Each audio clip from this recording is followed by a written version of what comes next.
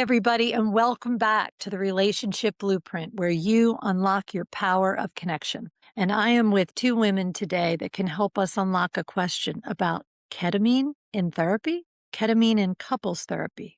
What can that mean for couples, and how did it impact them? So without waiting any longer, I'm really excited to introduce Jayne Gumpel and Carol Kramer. And I'm delighted that they can be guests today because we've tried to make this happen a couple of times. And we're lucky enough that they were able to be with us today. So let me allow you to introduce yourselves. Jayne, will you tell our audience a little bit about you and what you do? Sure. Hello to Yeah. everybody. So my name is Jayne Gumpel, and I've been alive long enough to do all the trainings that a lot of you listening to, if you're clinicians, have probably taken. I'm a Gestalt therapist. I'm an Imago therapist, which is Harville Hendricks' work. I studied with him for, I don't know, 10 or 12 years. So I went through a lot of his training process. I'm a mindfulness-based stress reduction teacher, which is John Kabat-Zinn's 8-week curriculum. I would say that's sort of the core of my practice, mindfulness, because it's the core of my life.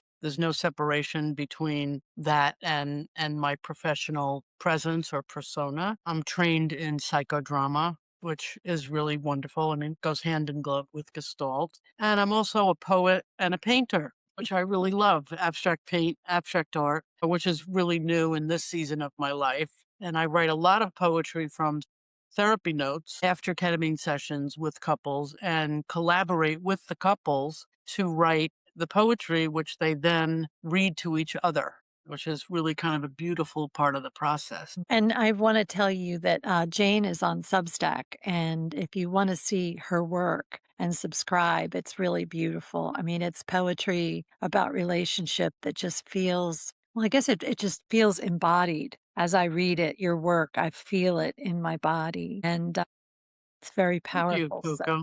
Thank thank you. you for And your it's family. free. I mean, it's free, and that's important for me to say because my mission in this season of my life is to do my part to change the world with healing words and to make a difference for couples, groups, individuals, corporations. You know, we're in the midst of it right now, and I want it to be a force for good. So I hope you'll subscribe to And my that's on channel. Substack. So the name of your channel would be, just so they get that? Jayne Gumpel, Gumpel at substack.com, and it's free. And we'll talk about your website at the end and any about making appointments. But let's get over to Carol. And Carol, you and I have known each other a while, and I loved being with you in Vilstrin and missed you in Costa Rica. Can you tell us about? So about me. First I want to say that I am just so excited to be working with Jayne again. I met Jayne when I was a brand new Imago therapist in the 1990s. We met assisting Harville Hendricks at Omega. And as a result of that meeting, we started a relationship where Jayne really got me into doing singles groups we called A Course in Relationship. And I worked with Jayne to design a 10 to 12-week course with individuals it went on for many years, and people met in that group, and I have one couple that even met and married, and having a little Imago, not so little, he's like 14 now, but that was the beginning. And I never knew that I was going to go on to become a workshop presenter, and then in 2008 to become a faculty member. And my passion has been Imago. I believe that the dialogue process is transformational, and I used it with my late husband, Steve, for over 32 years. We were professional dialoguers together. People said I met my match because he was even more into doing that than I was. And he assisted me at workshops that we also did with Jayne. Steve and I did Getting the Love You Want workshops with Jayne in Manhattan when Jayne was more accessible. She's moved too far away. And we did the trainings. Steve assisted me in all my trainings. And so Imago and dialogue has been basis of my professional life within the context of other things like EMDR. I got certified, and focusing. I studied with Eugene Genlin's wife, Mary Hendricks. And modern analysis. There's been a lot of other things, but the thing that stayed with me most is Imago. And it's been a passion, and yet I realize that I am a very tough character. I am very defended. And I would only point the finger at my partners and saying how defensive they are, how defended they are, and how they're into right, wrong, good, bad, and didn't realize until doing Jayne's retreat with my partner of 4 years now, how I was not having access to my own vulnerability. And the use of ketamine opened a whole area of consciousness and awareness and melted my walls. And so right now, as I approach my 80th year, July 5th, I've decided that I want to help couples who have commitments and practice and do the dialogue, but can't get to that heart open place, get there. And so I'm very passionate about incorporating ketamine in my work with Imago and dialogue and couples, and working with Jayne is, the height of my last chapter professionally, as far as I'm concerned. Wow. I just love the passion that you both still have for this work and the dedication to, helping people heal. Most people are kicking their feet up, and I don't know what they do because I don't want to do that either, but whatever they do, they're happy to do that and rest. And what you're energized by is your work and your commitment to healing. And I find that inspirational. I just have to say. It's really beautiful. And Carol, what you said, is so profound, really, and that your time with Jayne early on was really a big influence on your life. You moved from working with Jayne to really becoming faculty and then continuing to work with her. And then once you moved away, Jayne, that didn't happen anymore right now, but now you're back to working with her, and that Jayne leading Carol through this training of working with couples in ketamine. Do I have that right? Yes. Yeah. Yeah. What is it like for you, Jayne, to have Carol back in your life and join you on this journey again? She's persistent. She is persistent. That is so true. I love Yeah. that about you. But and that vulnerability that you just shared, I mean, you're going to be sharing it with about 72 countries and 787 cities that we're in right now across the world. And so I How love that beautiful. How beautiful is that? it's Yeah. so beautiful, and I'm in awe of it every day. But what I love that you said was after all this time, you're obviously a very proficient therapist and talented educator of Imago International Training Institute, but your own story of, doing this with Steve for so many years and then now 4 years with Philip. Philip. Philip is a doll. And that you had this awareness that you pointed, you're defended, you're not available, you're this, and that it was only really through ketamine with Philip and guided by Jayne that you were able to see, wow, this is something I've been doing, and it's really not about my partner, it's about me. Yeah, I was able to get into what I've been teaching for over 20 years, and that is curiosity. The ketamine enabled me to soften my walls, open my heart, and be curious about why he wasn't able to follow the structure that I think is incredible and necessary. But what was more necessary was curious about what was going on for him. And the ketamine helped me to do that. So amazing. So you said you have a tough character? I'm very well defended. I am so well Well defended. defended. Well defended. And, so that was really a block that wasn't allowing you to connect in a way that you wanted to, and I that wasn't you I wasn't able to be as vulnerable and open to the fact that I'm in relationship with someone who's an other, as Harville would say, as someone who's not me. I was so into rules and structure, which I believe in, but Yeah, what I believe in additionally is the energetic connection. beautiful. I mean, there's science behind that, Coco. I wanna So, hear. well, the ketamine, to speak to what Carol's talking about, the ketamine is like a human fabric softener, right? It relaxes the default mode network, which just simply means, that network that's kind of set up and built around our life experience, our values, meaning making, what's happened to us. And the brain operates through a default mode network. So kind of spits out familiar patterns of protection in the world. And sometimes, that blocks out the sun when Mm, that happens.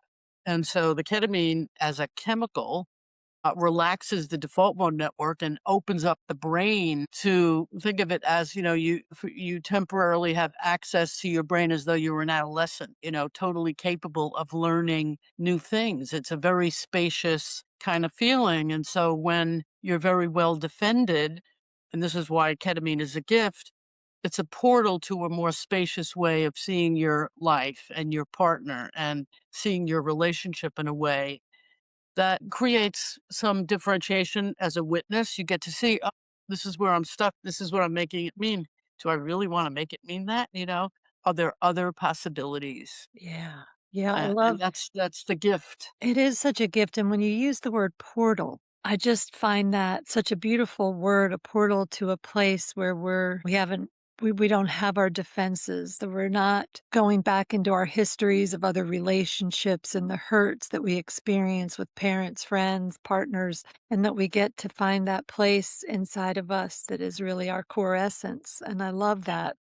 Yeah. Beautiful. I mean, Yeah. some of that stuff might come up, Mm, but it comes up in a different way, right? So the attachment to the story loosens its grip. right. I love the expression Uh, you can be right or be in relationship. And I was right about how important the dialogue process was. And that's why I really wanted Philip to come with me to Jane's retreat. I wanted him to appreciate that this is what's important. And what I saw instead was the relationship is what's important. What an awareness, right? Yes. I had a Uh, client once in session who, if I ever write a book, I think this will be the title, like through the Imago lens, is I want to be more important to you than the problem. yeah. And I thought it was so true that when we're trying to get our needs met, we strive, we say it louder, we scream it, we fight over it, we defend it. We have all these different ways of trying to get what we want, but what we lose is so much. And what you're describing is access to a part of ourselves that won't bring all that mess. So Beautiful. tell us how did you come upon ketamine, Jane? Like, because I mean, I think people hear the word ketamine and they think about Hollywood stars that have overdosed and it's scary. They link it to other substances like, is it called ayahuasca? Ayahuasca is one plant medicine. Yeah, actually, it's two plants, but yeah. Uh-huh. I think they link it to these other things that there's Mhm. a lot of fear-based thinking around for healing. And I want you to speak to that audience that says ketamine. What do Yeah. you mean? You want me to do a drug? Well, I think asking the question is of paramount importance. Like, what is ketamine? How would it be useful for me? Let me do some investigating, right? Because set and setting is of paramount importance. Your mindset about it, your expectations, where you're going to do it, how you're going to do it, who you're going to do it with, right? These are all very important aspects of any non ordinary state. And guidance is often, incredibly useful and really important. Ketamine is an FDA approved medicine. It started really as an anesthetic, is very helpful in emergency rooms, pediatric especially because you don't have to intubate in Mm, order to do set broken bones or, what have you. So it's used because it's a dissociative medicine in higher doses. And they started to see that it was really useful and alleviated symptoms of depression, post traumatic stress, right? So there's a whole background about the medicine itself and how it evolved, and it's still off label. So a lot of ketamine treatment is not covered by insurance, unfortunately. We're hoping that will change. It's really also the only legal, for the most part, psychedelic, with the exception of cannabis. Some people put that in the category of psychedelic. MDMA is not legal yet. We're hoping it will be. That's also a beautiful medicine for working with couples, working with rupture and repair, and also PTSD. And I've been a couples therapist for a long time. So you ask, how did I come to it? I was working with a couple for 10 years and they were kind of stuck. They loved each other. They weren't going to get divorced, but they were stuck with this story. He had his side of the story. She had her side of the story. She was wounded by his side of the story. He was wounded by her inability to reconcile with his story or believe him or own up, right? And they came back to it time and time again. A lot of healing happened, but stuck. So they called me and asked me, would I treat them with psilocybin? And I said, well, I can't really do that because I'm not licensed. It's not legal in New York. It wasn't even legal yet in Colorado or Oregon, which it's now legal there. I said, but I have heard about this medicine, ketamine, and because I knew them for 10 years, I would be willing to do that because we started a ketamine center up here in Woodstock, New York, and I had a provider who could work with me. So they said, sure. So they came up, and of course, I knew a lot about them. And I couldn't believe what happened right before my eyes with them using the ketamine. I mean, and it was so spectacular. They'd been to my retreat 5 times. It was so amazing that they agreed to be sort of ambassadors for couples work with ketamine. So they've been interviewed by different journalists and people. And so they've been willing to be out about it, right? Mm. But their core issue, they were so locked into it. And what happened when they took the ketamine sublingual, so there's 4 different ways that people can, basic 4 ways, sublingual, troche, right? IM, intramuscular, IV, or Spravato, a nasal spray. I use sublingual for the most part. So this was sublingual lozenge under the tongue, swishing, enters in through the mucosa. And within 25 minutes, he starts to cry and says, "Oh my God, I am so sorry." Oh. And he sees himself in the scene 15 years ago with the thing that happened. He sees the truth of it for himself, right? And so it didn't even become reconciling with forgiveness or being okay with what happened. It completely changed the story because he got to see why he was in denial about it, right? And she starts to cry because she gets to see that how she held on to being the provocateur, dressing kind of sexy and, provoking his wound, but she never cheated on him. She loved him. So she started crying because it was able to celebrate that he was letting go of his story, but also see the part of herself that was hooked into co-creating this narrative that kept the rupture alive, kept the wound bleeding, right? In one session. So then our integration, which is the work that you do after ketamine, after the journey, is all about the meaning making and how to stitch that into your life on a day-to-day basis. So we did a series of ketamine sessions, and then they did my couples retreat. And now they do that as an annual thing, 5, 6 times already. And it's amazing. Their marriage has completely transformed. They do the work. Yeah. So, the ketamine's a gift, but it's only one spoke on the wheel. Right, No. right. And I think that's such an important point to make for our listeners that I've had a woman who goes into Savannah to a ketamine clinic. She has an experience and there's no one there to help her process it. She does IV probably. Yeah.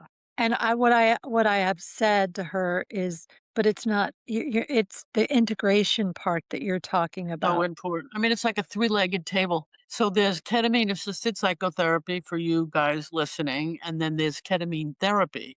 Ketamine assisted psychotherapy is ketamine is an assist, and you have prep sessions, you have a dosing session, and then you have integration sessions. So it's weaved into a whole way of working and healing. And presence is really important there. Ketamine therapy is you get an infusion, and all clinics are different, but I would say on average, you come in, you're in a recliner, you get the IV intravenous, you have a 45-minute session, and then you go home. And the evidence is there. It mitigates symptoms of depression with IV without, but why would you want to do that? Because the integration is so incredibly helpful. It really brings you into a change process with guidance. Mm. So it's kind of like, yeah, you can get in the boat without a paddle and you're still going to move upriver, but it's so much nicer to have a paddle so that, you have more agency over where it's going and where you're headed. Yes, and to your point, I would say that the few people that I've had that have done ketamine,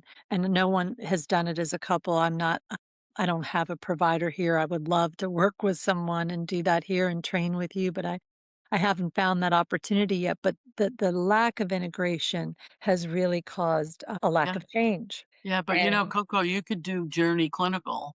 Well, we'll have to talk about that after the podcast because I have a couple right now that I love dearly, and I've seen them on and off for probably 7 or 8 years, and they really mimic the story of your couple that you just shared, and they're on the brink of breaking up, and so I feel like there's so much that I can do only so much without them having some sort of portal to see Yeah. beyond the defenses that are so strong. And Yeah.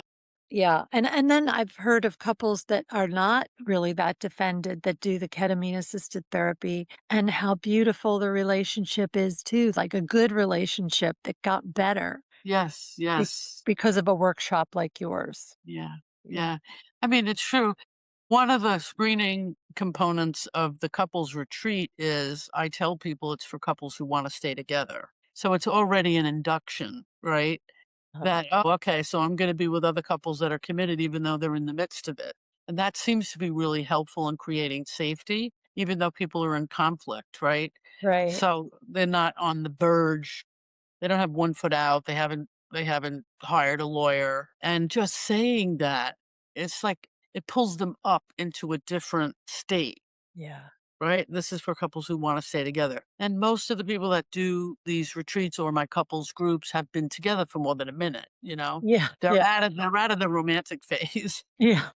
What I found so interesting in Mhm. at the retreat was that after each dosing session, sometime in the later afternoon, we broke up into smaller groups with a facilitator. And the facilitators that Jane has at these retreats are psychiatrists, doctors, psychologists, social workers. I mean, really trained people that give you this sense that you're being held and that Yeah. you're safe and that you can let go, which was my intention was to let go. So after the dosing sessions, we met in the late afternoon 3 times with a small group of 4 or 5 couples in each group. She had about 15, 20 couples. And what I found so interesting was each time you heard a little bit more from the participants.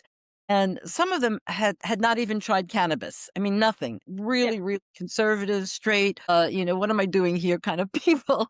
Yeah. And by the third day, it was like, whoa, they just relaxed and opened and were just amazed at what they were able to access. And as you're saying that, what I'm hearing is that if my marriage is in trouble, if my marriage is not in trouble, I'm going to professionals who are going to hold me, take care of me. It's not going to be the big experiment somewhere in South America with people that are probably very well trained, but not in the United States and not licensed. Taking an FDA approved medication, not drug, medication to help them get to the source of their pain and be able to share that with one another and have a breakthrough. And I think that that is such an important part of this whole story for me is, and to recommend clients to come to Jayne and do her weekend because it's so profound and safe. If they give it to children in an emergency room, it seems like it's a pretty safe medication.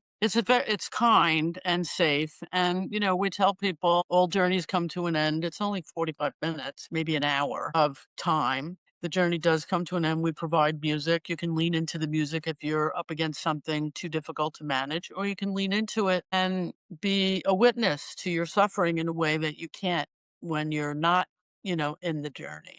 Right. So, that's important. And there's very few contraindications for ketamine because it is a safe medicine. If you have high blood pressure or cardiac issues, kidney issues, things like that, the medical provider and all people who work with me that use ketamine, every single person has a medical interview of at least 45 minutes so that there's a doctor-patient relationship. And those providers actually attend the retreat full time. So that adds a level of safety, which is really important. So Absolutely. if anyone on this call is interested in doing ketamine, make sure that you know who your provider is, you know where it's going to be, you know what the setting is. You can have an opportunity to talk about your expectations. Those are all really, really important factors here. And Jane, so what also do you as a go ahead, Carol, I'm also as a sorry. therapist, working with couples, and I've started to work with couples in Manhattan on the Upper West Side who many of whom are Imago informed. If not, I teach them a dialogue. I don't touch the medicine. I contact the provider. The provider interviews the couple, as Jane said, and goes through questions to find out if they're qualified. And then they come with the medicine. I don't touch it. So that's a very important part that Yeah. therapists to know. Yeah, that is an important piece of it. I was going to ask you, so I am very committed to couples in recovery. and individuals in recovery. How does ketamine work for those couples? Well, it can be addictive, as we know. And, Matthew Perry, probably the most famous person who suffered terribly from depression, Yeah. who died, as a result of mismanagement of using ketamine as a medicine. It was not used at all properly. And unfortunately, he lost his life, which is horrible. And I've known people to be addicted to it. So, I'm not naive about that. No. And you have to let people know. And even some people who are in recovery, you know how AA goes. You count your days, you're very proud of your years, you get your coins and all of that. And some people need that for identity and they're attached to it. So using a medicine like ketamine could derail the psychological aspects of their sobriety. And that can be really painful and sometimes shaming. Mhm. 'Cause, Oh, yeah. that's the one thing about AA that I have. I'm much more into harm reduction. That's the one issue that I have with AA is it can be very rigid and very shaming and blaming. So that has to reveal itself in the prep session, in the screening, in the prep, and make an assessment if someone is dealing with an addiction and they're recently sober or they're very idealized or romanticized around AA and they need that as a structure in their life. It might not be right for them for that reason, not because it's not a safe drug, but because of the meaning making around using it, Yeah. right? But I've used it a lot with people who suffer from, substance misuse, alcohol misuse. They're doing a study now at Columbia University on alcoholism and ketamine with really great results, like 70% of the Wow. people are able to maintain sobriety. This is my understanding for like a year. That's as far as they are testing it, but or 6 months, something like that. And they're using Ibogaine, of course, for drug addiction, heroin addiction, opiate addiction, with to great success. But you have to educate people. You can't just say, okay, well, I'm going to use it and Right. everything's going to be okay. Right. People shoot it, they snort it, they do all kinds of things. Yeah. So I think that's such a good thing to talk about really is that AA membership for some people it's very rigid and they need that Yeah, structure. It keeps them and that's alive fine. That's a and they blessing. don't want to do a drug because it feel excuse me, they don't want to take the medicine even some won't take painkillers when they have a tooth removed That's right. because of their history and that for someone who is in that state with their relationship with AA and their sobriety, this may not be for them, but it's It might not not be. it's not because of that the medicine is unsafe. It's really about a mindset around sobriety and what they need and believe, Yeah. their story, their narrative around their sobriety. So I appreciate you kind of getting that clear. That makes a lot of sense to me. I've had one person in recovery who has had the ketamine experience and what she said was it was like an experience of hope and contact a conscious contact with God that she could never find and that she fought in AA because they kept saying higher power and she couldn't find that and she kept relapsing and in her ketamine experience she knew God for her and and that was the beginning of her staying sober. She's 5 years sober now. That's So, beautiful. Yeah. yeah, it's beautiful when when we hear when people are brave enough because of the shame that goes along with recovery, Yeah. even the word alcoholic. I know. It's such a label instead of a disorder. I always say alcoholic is not in the DSM. That is the book where we diagnose people, and, so let's let go of that word for now. You use it Yeah. in AA, but let's talk about what's going on medically. So Yeah. I Well, I mean, listen, my mission in this season of my life is to depathologize suffering. And the three of us here, we could talk. We're all holding something that we're suffering with right now in the present moment to one degree or another. We all have a past. We're all human, all however many 9 billion of us. And in our Western culture, we got it wrong. We differentiate suffering and well-being as if they're two different things, and the suffering gets farmed off to big pharma and psychiatry and medicated and pathologized. And I think we missed the boat, really. And psychedelics, I think, are a new horizon for redefining, remessaging what psychiatry is and what well-being is and how to work with consciousness and people, and that's so important. And not in a naive way. I mean, the DSM, it's useful to a degree. I mean, it organizes symptoms. It helps us understand, the brain and the mind and the neuroscience of the way the brain works and so forth. So I'm not poo-pooing it, but it's way much, and there's way little when it comes to the spirituality of healing, the spaciousness of consciousness, how psychedelics can really shift us into the field of just awakening now that we're all connected. Separation is an illusion, and Western medicine is like, it's a new thing. If you think about 3,500 years of Buddhism and Sufism, all of the beautiful practices that we kind of divorced ourselves from. I just went to see Sting with Kevin, and I never knew how much his lyrics were influenced Yes. by Yeah. Sufism. I had no Yeah. idea, and I was always drawn to him and didn't have any idea why. Rumi, the guest house, Yes, yes, so beautiful. so beautiful, so beautiful. And we're so arrogant, us Western Americans, because some white guy in Germany, all due respect, Freud, brought a lot, but, he said, take your pictures off the wall, be a blank screen, practice in a certain way. And, we took that as fact and truth. And it's so much more than that, so What much more. what I what I find really exciting is that people like Richard Schwartz, who came to our Imago conference and spoke about how he came out of the closet with using ketamine, and Gabor Mate and Dan Siegel. I mean, people who are really big in the field. And Harville gave me and Jane his blessings to reach out to you. He's not comfortable with using the word imago and dialogue, but he, I guess, really, Jane and he have connected through her poetry, and he appreciates the depth and breadth of this and the ability of it to really help people enhance their connection with dialogue, not instead of dialogue, but with dialogue. Well, also, he knows that I'm not kooky. He knows me now, so he knows that whatever I'm going to deliver has integrity. And I really appreciate Harville for that, because, he doesn't live in that world Well, at 90 of years old, psychedelic. at Yeah. 90 years old, that Carol man is said he's more curious. 92. Is No, I that? think he's 91 He September. turned 90. Yeah, he'll be 91. And to me, one of the most fascinating things to me is that the theory keeps evolving because of Harville. Yes, He's looking at yes, new things. yes.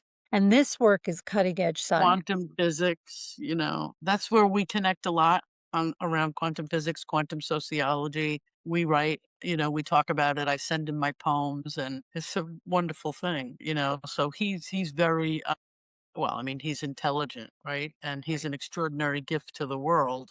Well, I was in the Future Committee, and Harville and the group was talking for 3 years about quantum relationships.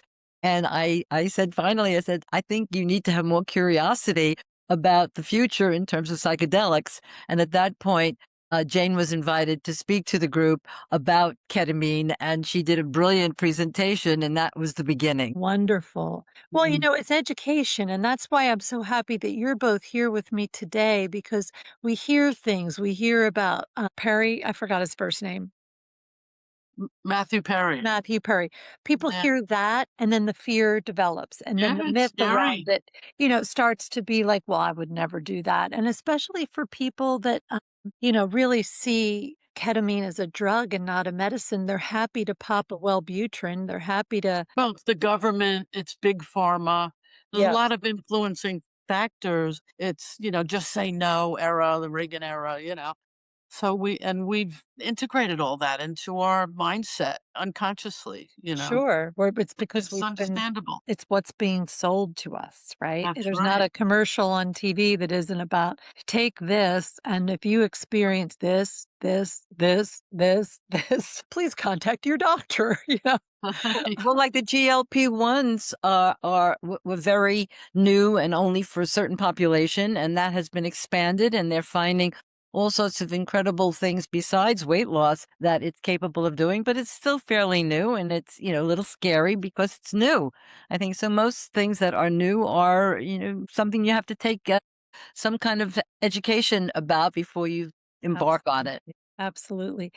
Before we end today, I really want to tap into what you said, Jane, about spirituality and interconnectedness. Can you expand on that? Wow, in 5 minutes or less, right? Yeah. It's why I am in this work and why I'll be doing this. And people say to me, "When are you gonna retire?" I'm not, because I'm living the life I wanna live by sharing, because to me, that's my spirituality, is to be the best I can be in the world, which includes service and helping people, guiding people, inspiring people to come home to themselves. And to me, that, like, I was raised Catholic, Me too. which was, and in those days that was very fear-based, and I never connected to it. I never felt home there. It never resonated with me. And then I started learning about mindfulness and Buddhism and Sufism and reading poetry and studying with people like Robert Bly and Martine Prechtel, and like stretching my edges. I lived in South America for a couple of years. And to me, that became my spirituality. It's like, how can I be the best human in all my foibles and faults and my ego and all of that, right? So I think psychedelics, they're a gift in that they offer that experience of a broader field of awareness where we are connected to everything. We are nature. We're not separate from nature. Yeah. More than just an intellectual understanding, but a heartfelt knowing that we're connected. And that brings a lot of sadness too to me because of what's happening in the world. I just want to wake everybody up. Like, Mhm. come on, Yeah. you know? Yeah, so you really this is your life's work and it is your spirituality, which Yeah. Catholicism no longer, I mean, it never really resonated with you, Never did. No. but when you found Sufism and Buddhism and especially through this work, Mindfulness, mindfulness, yeah, which is at the heart of your work, which you said at the very beginning of our time together, and that you're not going to retire because you really want to share this with the world and at a time yeah. when Well, our it world feeds me. It it, feeds me. So it's like I meditate. Why would I stop meditating? Just because I'm old, yeah. you And that, know? I totally get that because I get so much energy from interviewing people like you and Carol because I'm learning and growing as I learn and listen to you and my other guests. And then there's also this feeling of like, wow, so maybe it'll touch one life. Maybe somebody somewhere will hear our podcast today and say, I am so miserable. I'm willing to try anything different that is safe to help me. Because you used a beautiful term, coming home to myself. Yeah. Yeah, that's really beautiful. And the truth is, we're not meant to be isolated. We're not meant to be alone. And when you do psychedelics in groups or with your partner or with friends or even alone, you recognize that community is really important. And a lot of us are so isolated. We're on the internet, we're home, we're working from home. It's not the same as it was No. 30 years ago, 50 years ago. And to me, that's really important, to bring people together, which is why I call what I do cultivating joy. We actually Mm. are working towards having an evidence based model for group work with psychedelics. Cultivating joy. Yeah, cultivating joy. Carol, is there anything you want to add before we close today? The idea of hope first excited me when I got into Imago, of seeing couples and having them leave a first session with hope that they can connect again to each other. And so the idea of having ketamine as another tool to add to the dialogue to give couples even more hope that their connections can be deeper, more profound, and can last beyond the session. And Mm. so it excites me to give couples hope. So hope is your message, Beautiful. and still so passionate about the work of Imago with ketamine. And would you like to close with anything, Jane? Well, just thank you all for listening and for opening your minds and hearts to a new possibility, to a new pathway. And so let's talk about what is your, how do they contact you? So my website is relationshipresources.info, www.relationshipresources.info. My email is jgumpel, Gumpel 57 at Gmail. And I'm Jane with a Y, Gumpel at substack.com. I write prolifically, and it's all for free. And you can use my poetry in any and all ways that you want, including rearranging the poems and making them your own. And for Imago therapists who have been working with couples and really want to give them that extra boost of hope, I'm practicing in Manhattan and would love to see your couples at this point at a reduced fee to give them the experience of seeing how Imago and dialogue and ketamine can take them even further. So if Beautiful. I have a couple from South Carolina, can you treat them from New York But I would also like Jayne, I would want to see them in person. first? So it doesn't So matter. you If you're need a out of New state, York, you have to have a New York address and you have to have a New York licensed provider in order to do that. So it's a little tricky. You got to check with your liability insurance. If you're a clinician here listening to this, you got to know what your state regulations are, what your licensing regulations are. All of that is very important. You have to have the right malpractice insurance. The business side of it is a whole nother conversation. sure. Yeah, because it is it's a cutting edge work. And when you Yes. think about big names like Dan Siegel, you know, that have and Dick Schwartz and others that have really embraced this work. We're talking about cutting edge stuff, everybody. So Yeah. thank you to our guests. So grateful for your wisdom and your insights, and thank you to our listeners who please, if you could give me a review, give us a review wherever you listen to your podcast or on YouTube, because we really want to spread this work all over the world. And we're doing a pretty good job. Cultivate joy together. Cultivate joy together in healing, because that's what it's all about. We're all connected and we're all in a suffering place all over the world right now. Maybe not everyone's suffering, but many of us are, because we want that. We want to cultivate joy. And Mhm. it's a time where those of us who want to come to cultivate joy are up against some people who are really trying to extinguish that joy. And we Yeah. can't let that happen, because We can't let that happen. We won't let that happen. we won't let that happen, because there's so much hope in the world, as Carol said. We've got to hold the hope for the world. And so, everybody, thank you again. And we will Thank see you, you Coco. next time on the Jane. Relationship Blueprint, where you unlock your power of connection.